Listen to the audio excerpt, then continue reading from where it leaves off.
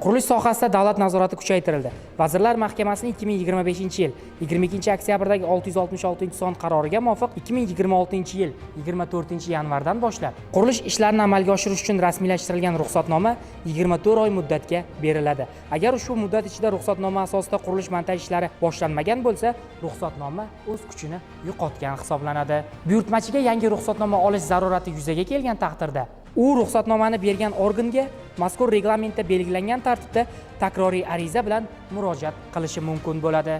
Shuningdek, qonunchilikka muvofiq quyidagi holatlar mavjud bo'lgan taqdirda obyektni ro'yxatdan o'tkazish yoki ruxsatnoma berish bo'yicha kelib tushgan arizalarga rad javobi beriladi.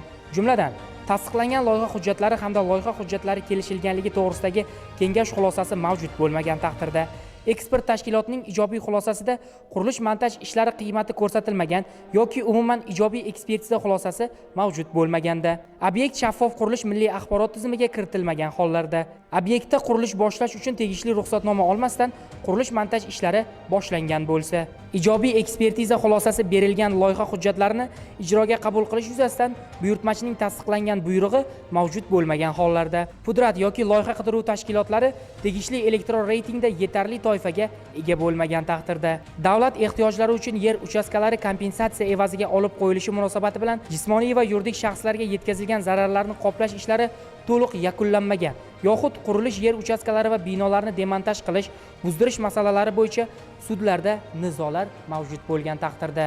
Xulosa qilib aytganda, qurilish-montaj ishlarini boshlashdan oldin barcha ruxsatnomalar, ekspertiza va loyiha hujjatlari to'liq hamda qonun talablari asosida rasmiylashtirilishi shart. Aks holda arizalar rad etilishiga asos bo'ladi.